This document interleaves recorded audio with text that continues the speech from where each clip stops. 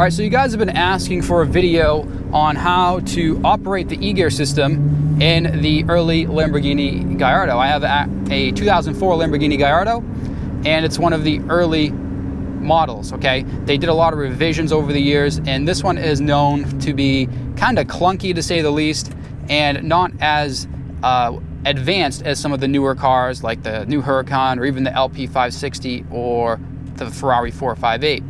So as we're taking off right here, I've got two paddles, and obviously these are the gear shifters. I don't know how well you can see it, but my upshift is on the right, my downshift is on the left, and I'm just driving right now. I got to shift into second, and I just tap up on the upshift paddle. I don't have to let off the brake, let up off the gas or anything. Although when you're at slow speeds, you will definitely notice that your shifts are more smoother if you lift up on the gas just a little bit to transition in between gears. If you're going really fast and you're hammering through the gears, you can actually keep your foot down and just smash through the gears. I've actually got a person following me right now in an Audi station wagon, filming me on their iPhone in portrait mode. I don't know how well you can see them, but they're out my driver's side window.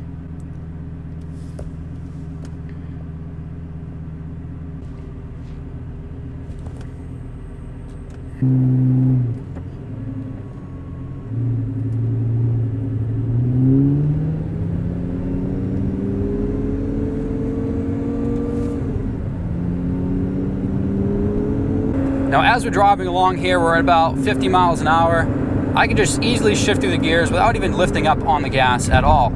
Although if you've got the RPMs really high, you'll want to let up off the gas a little bit, because the shifts in these early model Gallardos, single clutch and all that, are extremely violent. And it's not that I don't enjoy the feeling of those violent shifts, it's that I feel like I'm beating on the car and I don't want to break anything. So if I'm hammering through the gears, you know, shifting at 6,000, 7,000 RPM, I'll let up off the gas just a little bit because it makes shifting less violent. So here I am at a stoplight, and I've just got both paddles pulled in, and that actually is what pops me into neutral. So I'm just sitting here at the stoplight idling in neutral.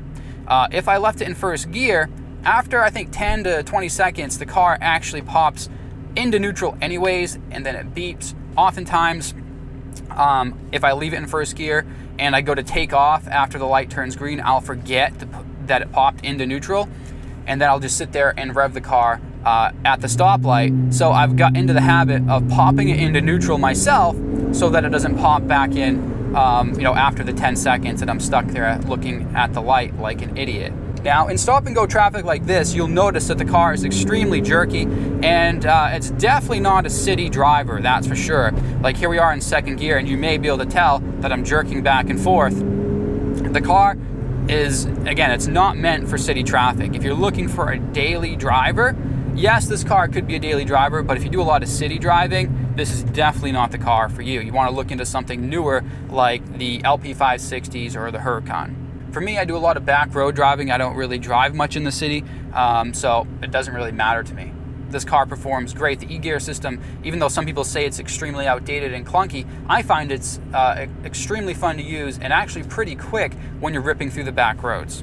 So when you're coasting up to a stoplight, a lot of people with these cars, what they do, they will actually pull in both of the paddles to pop the car into neutral, and they will coast to the stoplight. A lot of people do this because in theory it saves wear on the clutch, because as you're slowing down, the car will actually downshift by itself. Like, as say we're going like 40 miles an hour in third gear, and we hit the brakes and we start slowing down towards zero, the car will actually downshift with me just like a regular automatic car would. So every time it downshifts, that clutch is engaging, and obviously every time the clutch engages, it puts more wear on the clutch. So a lot of people like to put it in neutral and just coast to the stoplight. I do that probably like 60% of the time. Sometimes I'll just downshift manually or just let the car, you know, automatically downshift. There's really no rule that I follow. It just depends on however I feel at the moment.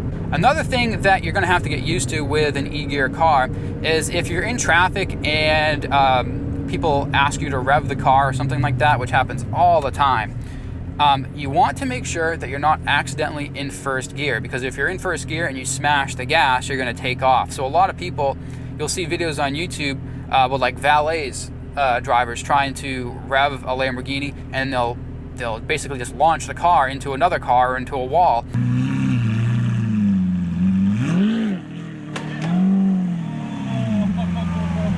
And it's because they forgot to pop it into neutral. So you have to remember to put it into neutral if you're sitting in traffic, not just because it'll pop back into neutral on its own and you'll be stuck at the light, but what if you decide to rev the car? What happens? And you'll launch the car and get into an accident. So it's always a good practice when you're stopped, just put the car in neutral. Now, some common issues with the early Gallardos as far as e-gear goes, there are a lot of potential issues that could come up. For example, there's an issue that my friend from Vehicle Virgins, Parker Nierstein, had, where his e-gear hose actually blew when he was driving down the road, and that over time they become kind of weak and they burst.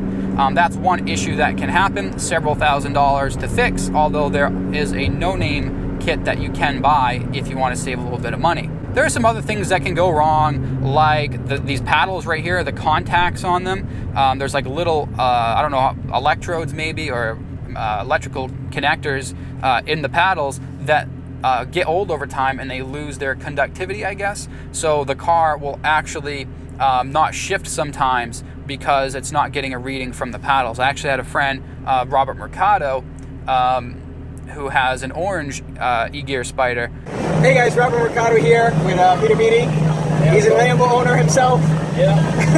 We're gonna go for a quick joyride, so hey. Hopefully we don't die.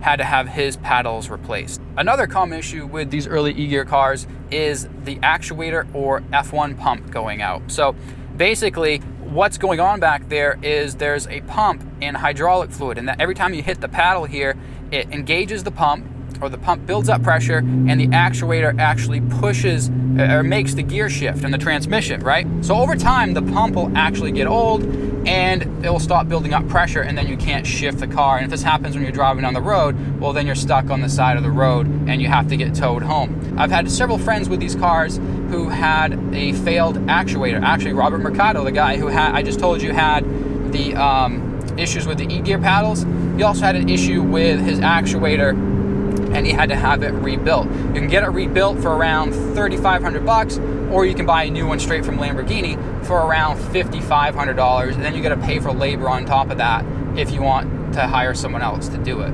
I have not had any major issues like that with my car as far as the e-gear goes. However, with that said, I have had some mysterious issues happen, okay? These cars, being Italian and very early Gallardos, they have some weird issues that come up. For example, you guys may remember, a few weeks back, my battery actually died in the car, and I actually tried jump starting the car, which I didn't know at the time is a big no-no. You should just replace the battery if it goes dead. Well, I actually tried jump starting the car with my truck, and that must have done something to the electrical system, because after that, I had a bunch of weird e-gear issues come up. Like, for example, my car would actually, if I was backing up or something like that, or going forward in first gear very slow, a couple times the car would actually pop into neutral and shut off, and then it wouldn't start, until I cycled the key a few times. Now, strangely enough, I took this car to several different Lamborghini techs to figure out what the heck was going on, and they couldn't figure it out. And I took it to Herb Chambers, Lamborghini Boston, and their guy told me that he thought it was an RPM sensor, which is just a $60 sensor.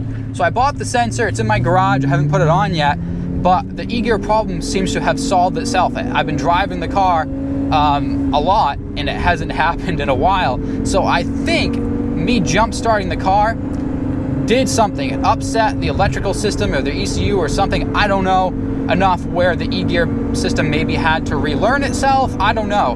But with these early Gallardos, you're always going to have weird issues that don't really have any explanation. But I'd rather have a weird intermittent issue like that than a major failure like an e-gear hose or an actuator or a pump.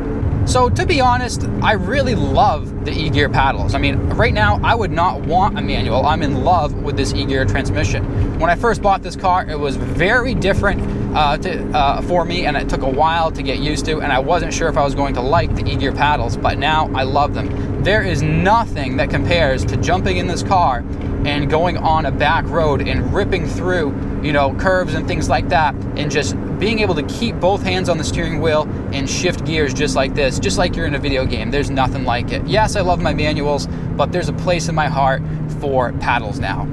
So there you go. You guys have been asking for a video. By the way, there's some downshifts for you. Every time you downshift, the car will rev match, which sounds amazing.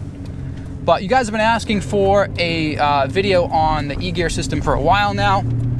So wanted to bang out a quick little video for you on that while I've got the car out and we've got some nice weather. So if you like this video and you want to see more like it, go ahead and press the like button to let me know, and I'll see you in the next video.